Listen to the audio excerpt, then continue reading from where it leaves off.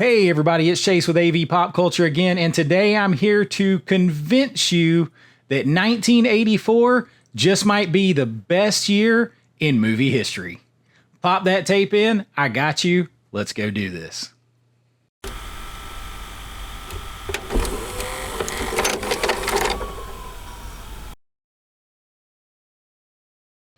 All right, so coming in hot with the 1984 love, but it is warranted.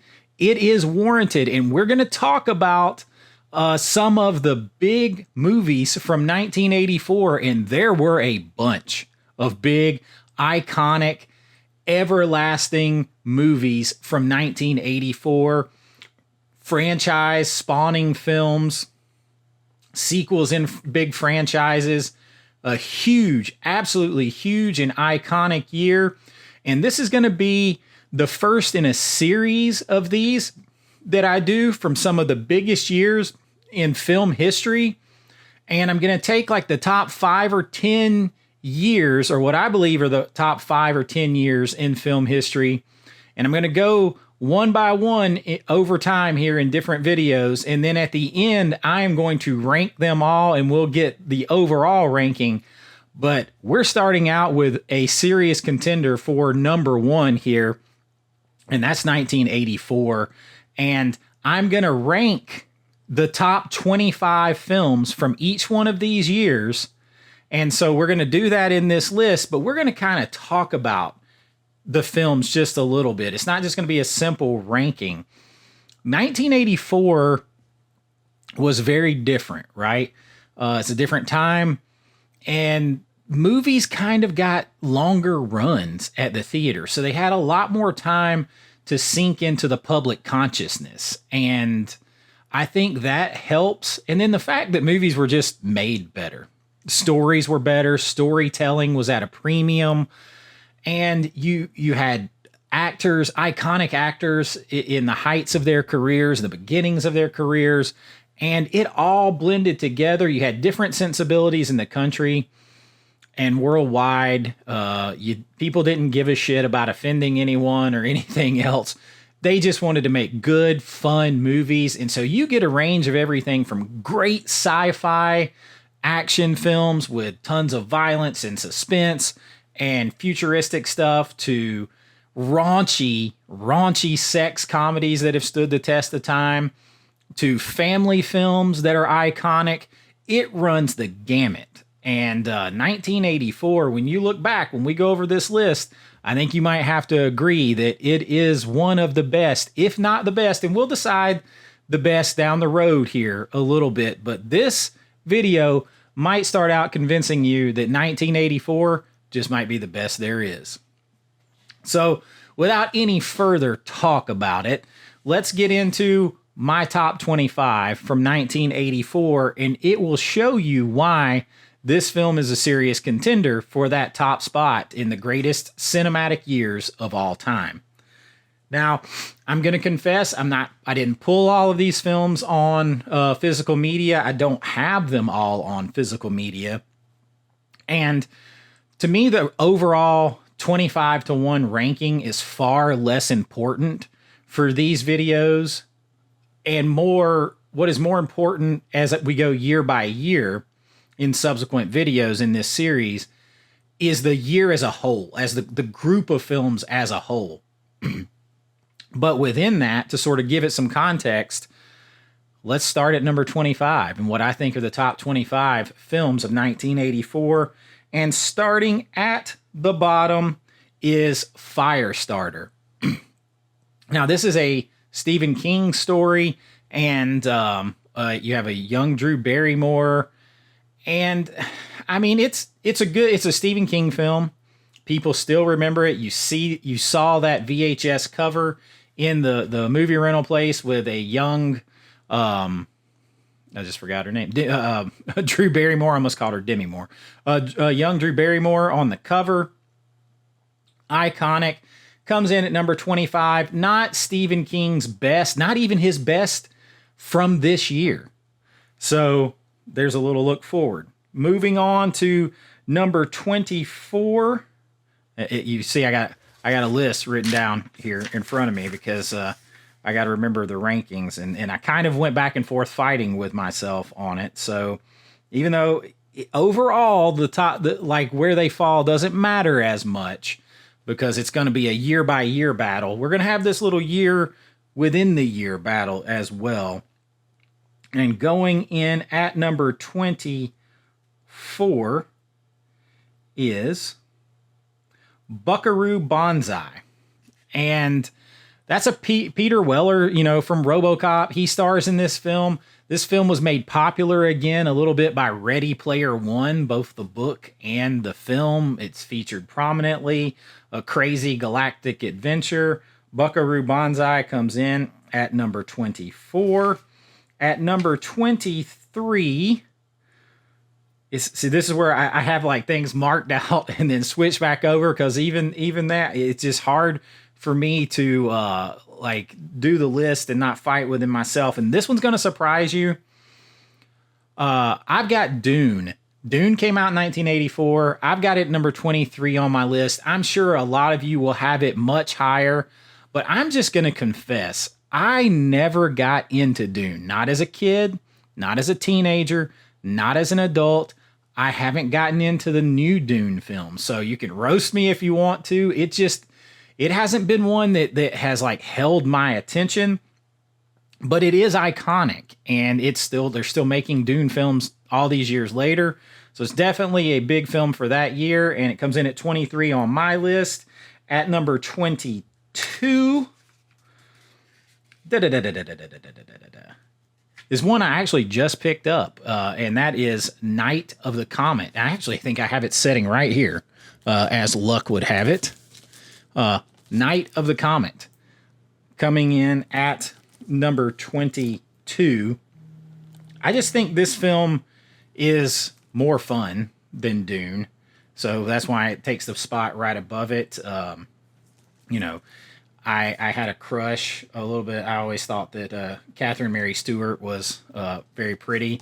And I just picked this up from Scream Factory in 4K. Haven't had a chance to watch it yet. Got the double slip cover. I think the other slip cover is right here. I actually prefer the other slip cover. Yeah. I think this slip cover is superior.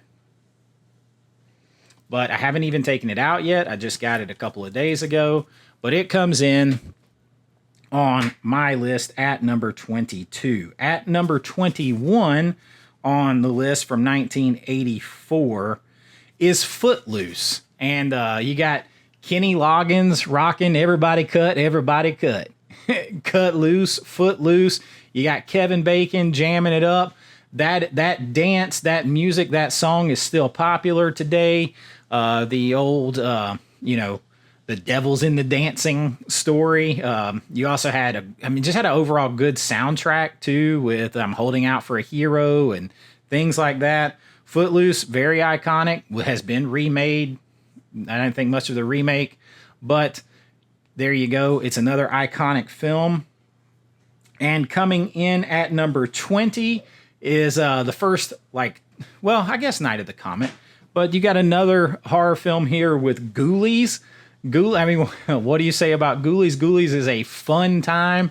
It spawned sequels, and especially in the horror community and B-movie type lovers and horror fanatics, Ghoulies is very iconic, and it comes in 1984's list at 20. Number 19 is a much more serious film and a classic film with Robert Redford's The Natural, the baseball film. He's almost imbued with what you feel like is just otherworldly. He has this presence about him in the movie. The Natural is a very famous film.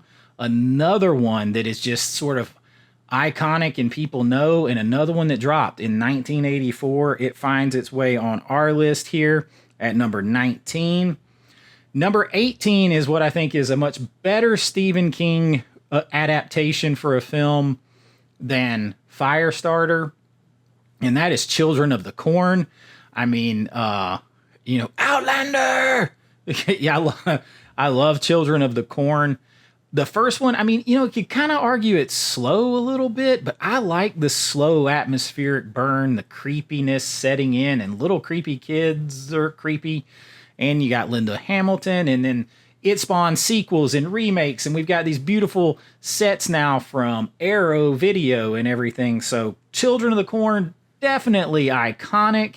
Dropped in 1984 and finds its way at number 18 on our list. Number 17 on our list is also one that I just picked up from Arrow, and I don't even have it in yet. And that is The Last Starfighter. This is fun. I mean, like, what kid growing up in the 80s and early 90s that loved going in the arcade to play, didn't kind of like think about this movie, or you kind of, oh man, what if, I'm so good at this game that, I end up saving the world, and that's, or saving another world. And I could really be look how good I am at this game. I could really fly these ships and things like that. The Last Starfighter is a lot of fun. If I'm not mistaken, right off the top of my head, that is Nick Castle that directed that, who played Michael Myers. But fun film. Can't wait to get it and watch it. I haven't seen it in years. And it finds its way in at number 17. And number 16 is a sequel to a huge franchise that has been remade and had like a spin-off, sort of, if you want to count Red Sonja. And that is Conan the Destroyer. It is popular now because Arrow Video just put out another beautiful, beautiful box set. Chunky box. Shout out to Original Fuzz for the chunky box comment. I got this recently.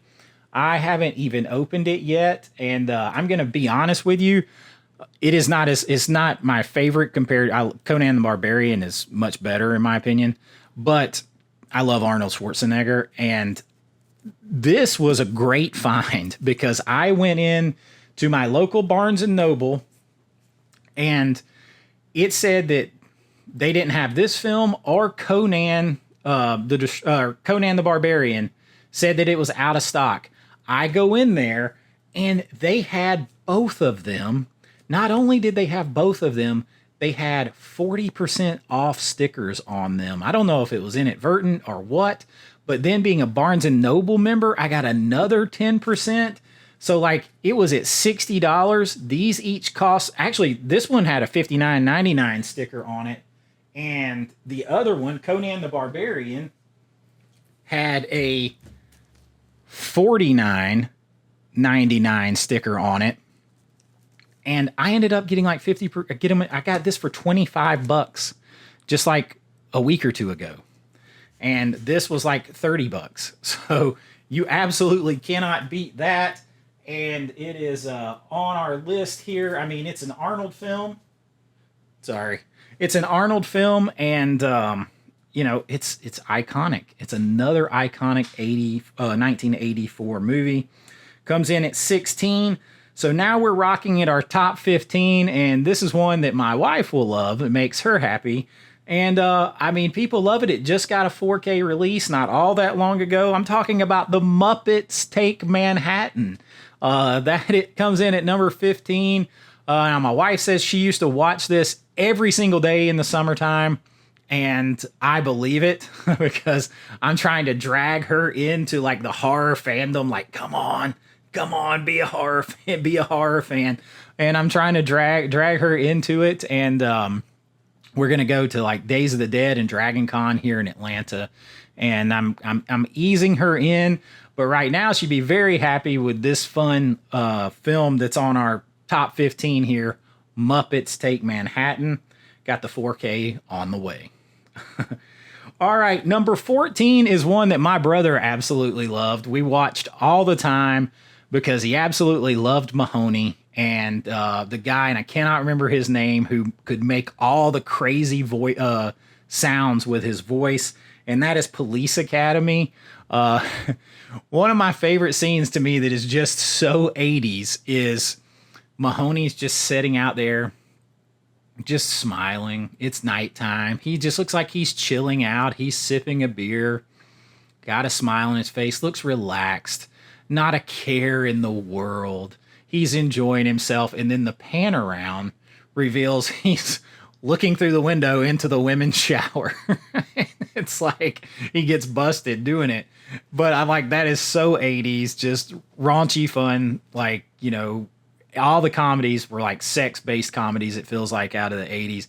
But it was a lot of fun, and everybody remembers Tackleberry, and you've got a beautiful Leslie Easterbrook in those films, and Steve Guttenberg is Mahoney, and I mean, it's a lot of fun. I like Police Academy. The only copy I have is on DVD, and the Snapcase cover was eaten years ago by my dog, so it's like half there.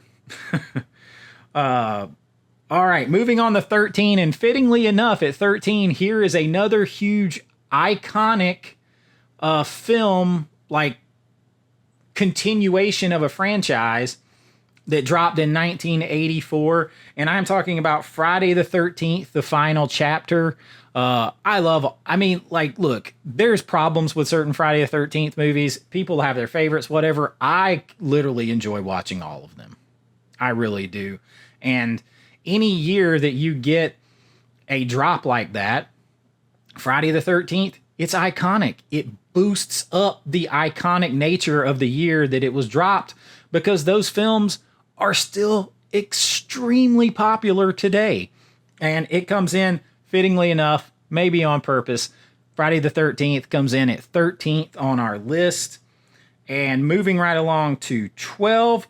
12 is a sci-fi film, and it is also a sequel in a franchise, and a good one. And that is Star Trek III, The Search for Spock. And I actually think I just got a copy of that somewhere, or I ordered the copy. I promise you I got it around here somewhere. My whole room has been in flux. There's a lot of furniture coming, going, all kinds of things. But Star Trek Search for Spock, that one is a good film. The Star Trek II Wrath of Khan is really good. But you've got another iconic film and an iconic franchise dropping in 1984. And that's not even the tip of the iceberg for this year. So Star Trek rocking in at number 12. One more, and then we get into our top 10. And coming in at number 11 is John Hughes' directorial debut. I believe that's his directorial debut, is 16 Candles.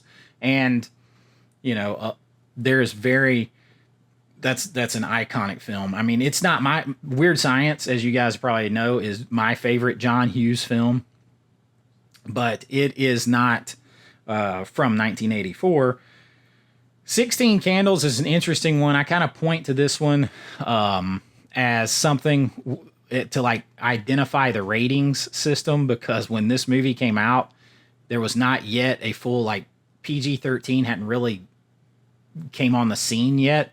And there's a scene where like Molly Ringwald, they're like jealous of the blonde girl, and her name totally escapes me, and they're watching her in the shower. And I mean, she's completely nude. Like, it turns and you can see like she's nude. That movie got a PG rating. And I don't think it would even get a PG rating now, but your choice was PG or R when it came out. And there wasn't enough for R. So they skated by with that in a PG movie. Very interesting. 16 Candles. Most of John Hughes' films are iconic, but the fact that he makes this directorial debut and drops 16 Candles in 1984 kind of lifts up this year even more, with John Hughes putting his stamp on it. Okay, we are now into the top 10, and I mean, we've already had a bunch of big films and franchise sequels and things like that. But when you get into the top 10, this 1984 goes from like this to this. I mean, and it really takes off. So coming in at number 10 is one of those raunchy sex comedies that I love, that everybody still remembers, and it seems like it gets talked about a good bit for raunchy sex comedy that's 40 years old, and that's Revenge of the Nerds. I mean, Lewis and Gilbert. There's so many iconic like scenes and their laugh, and people can point back to that with Ogre and the Alpha Betas and the Nerds, and I mean, it's just the iconic '80s comedy, and it's one that's like still popular. People still remember it, and it drops in 1984 and could easily have been looked over with the massive movies that come out, because we're just tipping the iceberg here. But it could have been looked over, but it wasn't. It wasn't. It found a home. It found popularity that continues to this day. All right, number 9 is a kids or family film that we actually just watched over at my mom's like a couple of months ago. And it's one I remember seeing in the theater. It's like one of the first films I actually vividly remember seeing in the theater. And I went home and told my grandmother the whole movie. She laughed because I went home and told her the whole movie, like word for word for word.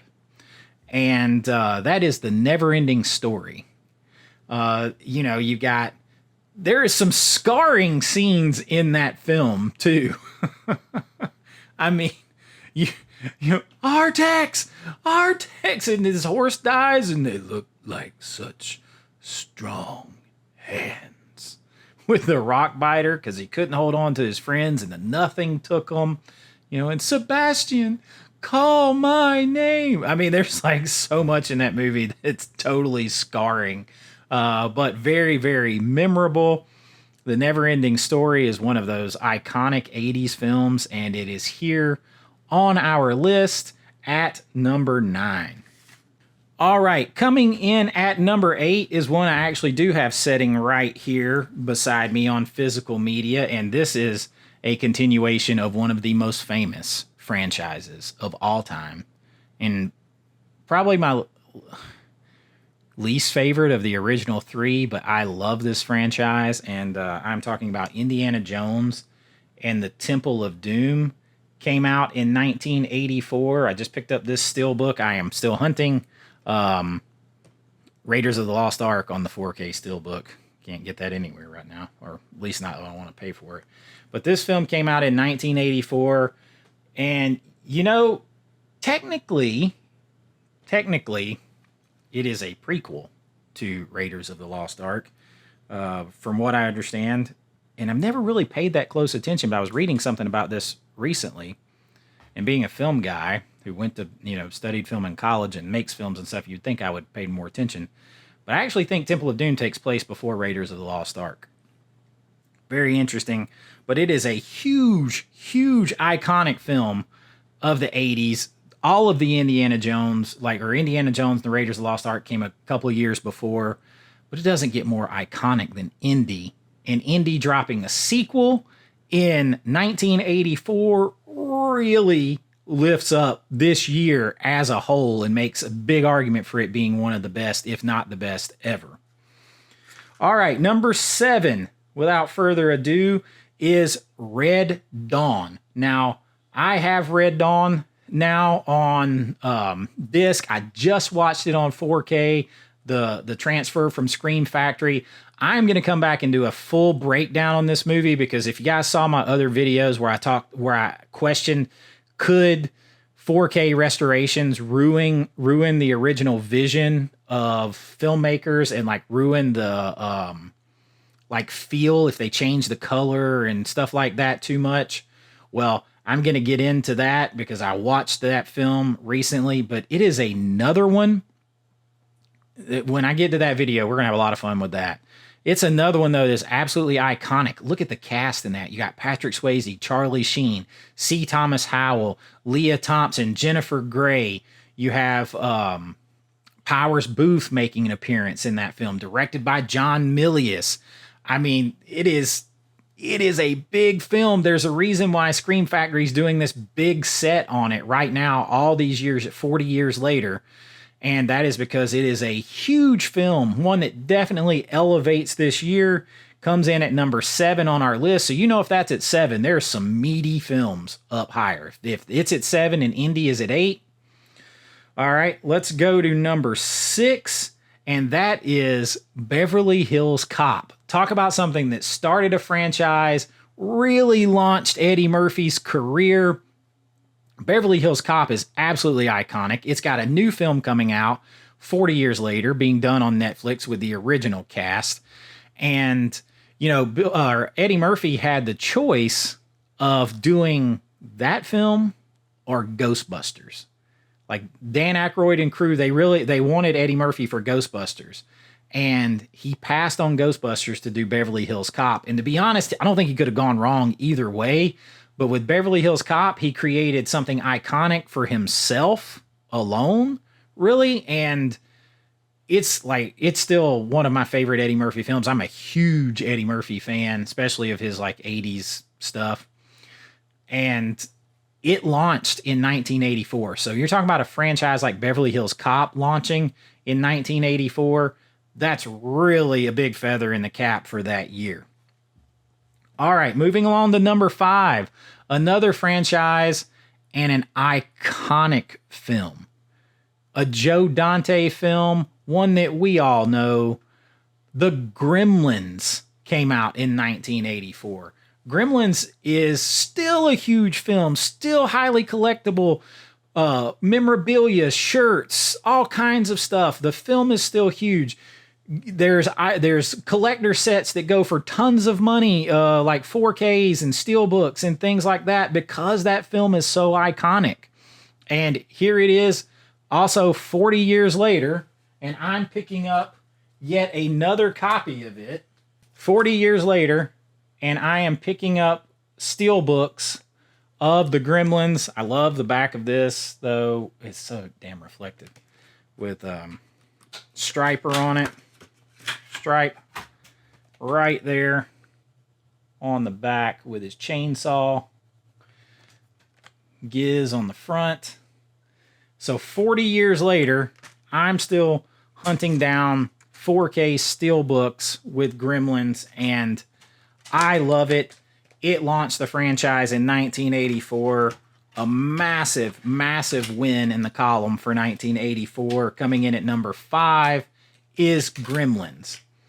And now we are in our top 4. And, number 4, you've seen me hold up. I'm not even going to get it, because you've seen me hold this up for multiple reasons, because it comes in on a list of movies that made me. It comes in on a list of movies that scared me.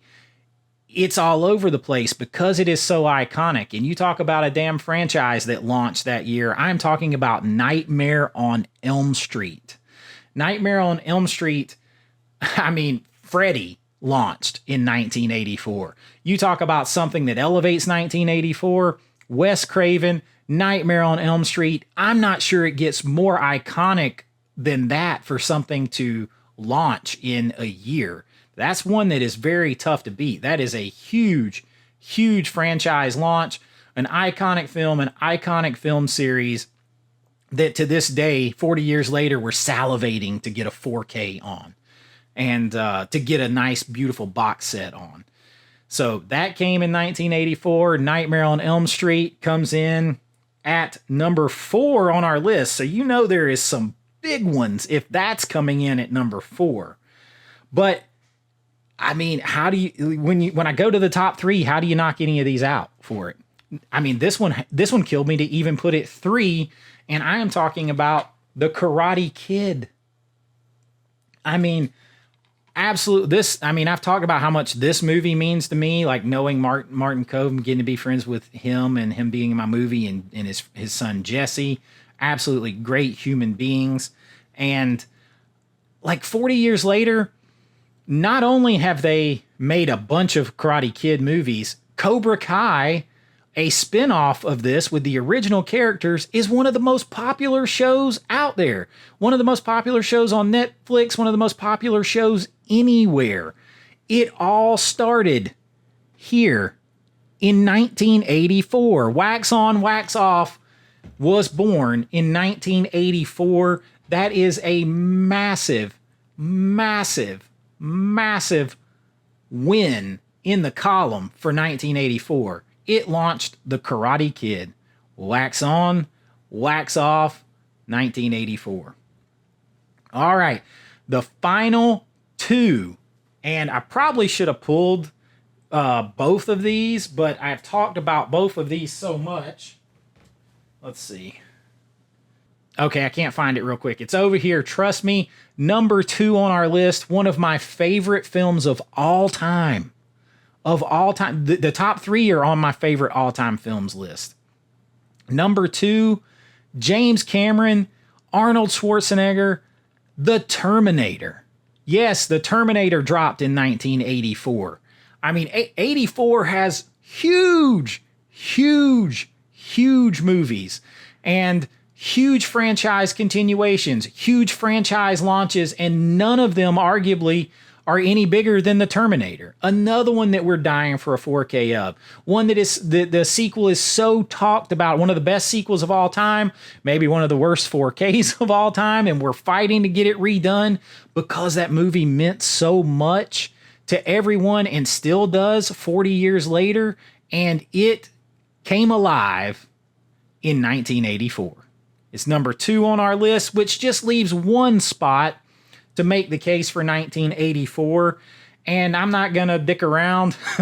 It is Ghostbusters. So maybe I'm a little biased. Ghostbusters, these top 3 or 4, I don't know how you separate them. That's why I said overall, it's not so much about where they rank on this top 25 list.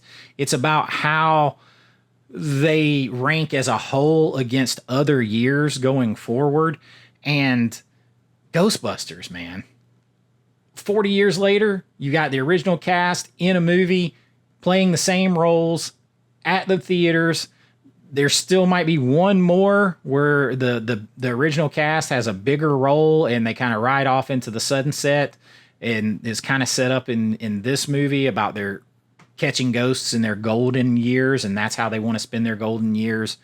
And they got to catch ghosts that got out in this movie that they caught originally, things like that. I think it's set up for that, and Dan Aykroyd has kind of hinted to that. But this film is so big and so popular and so iconic that I'm a big Universal Studios Florida guy. Universal Studios just licensed the rights to use Ghostbusters in their parks for the next 30 years. And right now, and I'm going to take you guys to it here soon, a special video for this channel, they have a tribute store to the iconic films, to what they call the legacy films. Right now, they have this massive store that is set up to look like an old video rental store. And it's a tribute to Ghostbusters, Back to the Future, Jaws, movies like that, The Thing, Halloween, Halloween 2. It's a tribute to those films, and they spared no expense in detail to make this recreation of something right out of the 80s, and movie rental store, all these collectibles, merchandise, movies. I'm going to take you guys there here in a couple weeks and check it out. But that shows you the power. And Ghostbusters is going to be featured in a parade. Ghostbusters is going to be featured most likely this year at Universal's Halloween Horror Nights. It is still that iconic. It's still that important. And it first made its appearance for us all to love and enjoy going forward in 1984. So I felt like 1984 was a great place to start this list because of the massive heavy hitters here. It's a good place to start this. We're going to do other years, and then once I get through all of the years, we're going to compare the years, and I'm going to do an overall ranking of the years as a whole, and we're going to find out just which year is the absolute best in film history. I think 1984 is a hell of a contender, comes out throwing haymakers. What do you guys think? What do you think of this list? Did I miss something off here? There's so many damn movies from 84. Like, I know that like Hard Bodies and Chud, they're still out there too. There's other movies like that didn't even get into this top 25 that elevate this year because it's so deep. And I look forward to doing more of these. If you guys enjoy it, let me know. Let me know what you think of the rankings and the list, and what are other years that you consider. Let me know. I can take a look at them. Maybe they'll make it on this series of videos that I'm doing here. And who knows, maybe they'll edge out 1984 in the end. So let me know in the comments. And until next time, be kind, rewind like always. Like and subscribe if you have enjoyed this. Share it. It really does help get the channel out there. And till next time, this is Chase with AV Pop Culture, and I'll see you real soon. Bye-bye. I know.